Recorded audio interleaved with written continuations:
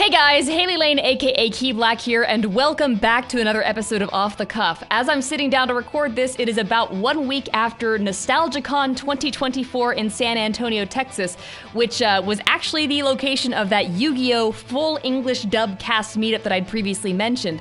I didn't realize it was the first meetup they'd had in 25 years. So I feel really old, but it was a lot of fun. I got to meet the entire cast, had some great conversations with them. I handed them each, a couple copies of some of the Yu-Gi-Oh! Artwork prints that I'd made, which was really nice. Just kind of a thank you guys so much for your hard work. Thank you for basically making my childhood. Here's this. It was really just a wonderful time, and I have not seen that many Yu-Gi-Oh! Cosplayers in one place in ages, and it's making me like really Jones for getting back into cosplay myself. So I've actually got my own Yami Bakura cosplay that I'm working on, which brings us to the topic of today's Off the Cuff, guys. Welcome back. We're jumping right back into the Yu-Gi-Oh! Manga with an arc called the Millennium Enemy. And I was kind of sitting here wondering, how the heck am I going to tackle this one? Because the Millennium Enemy arc, it's a really long one. It's unlike Death Tea, however, not broken up into discrete chunks. So I'm just like, where am I going to start? Am I just going to do every single chapter?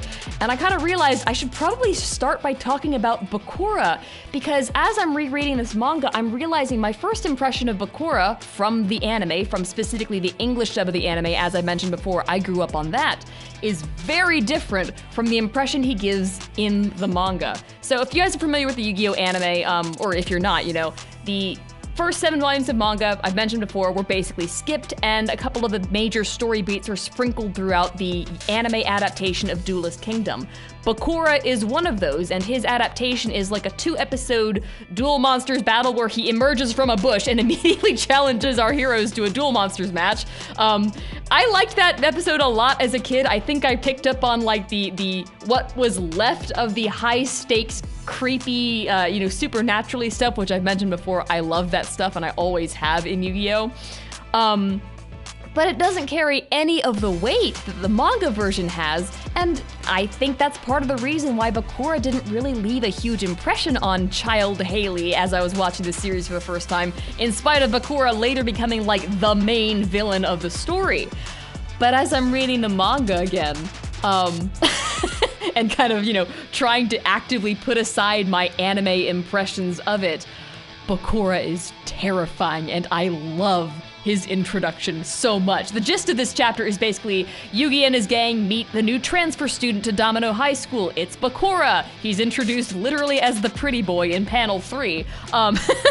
There's kind of not really a whole lot to say about Bakura. He's kind of gloomy. He likes games, but he doesn't want to play them for some reason. He has a hard time talking with people. It's a little bit odd.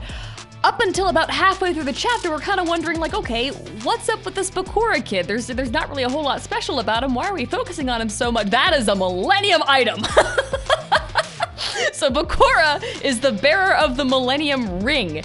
And not only that, but very shortly after, we learn very quickly Bakura's Millennium Ring, much like the Millennium Puzzle, comes with its own personality. It turns out the reason Bakura doesn't want to play games with anybody is because every time he's done it in the past, all of his friends who've played with him mysteriously fall into comas. And I love this so much because this is like not 1 volume after the end of Death Tea, and Yugi's response to that is, people going into comas because of a game? That can't be possible, can it? So on that note, Bakura goes home. He's like running away, like I can't play games with you guys. Don't try to be my friend. He goes home and he starts to hear the voice from the ring. This sequence is straight out of a horror movie. I freaking love this stuff. It is chilling to read through and hearing this kind of slimy, "What's the matter, my landlord? Why are you being so cold? Haven't I been granting your wishes this entire time?" And it's immediately after that the other Bakura emerges from the ring and gives his first penalty game to Karita, the gym teacher, who had previously given Bakura a little bit of hell for having long hair in school against the dress code.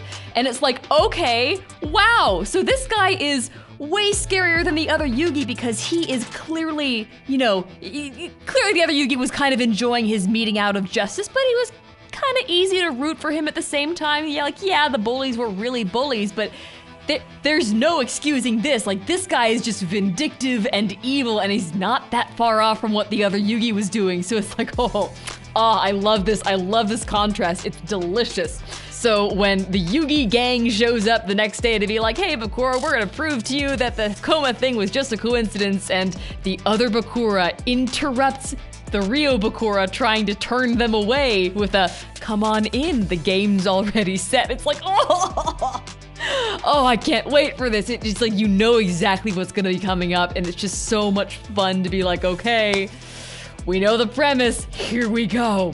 But guys, thanks so much for listening and for watching. That is a fantastic cliffhanger in the chapter, so I'm gonna leave it off there for this Off the Cuff, and I will see you in the next one when we pick up on the next chapter of the Millennium Enemy. See you then.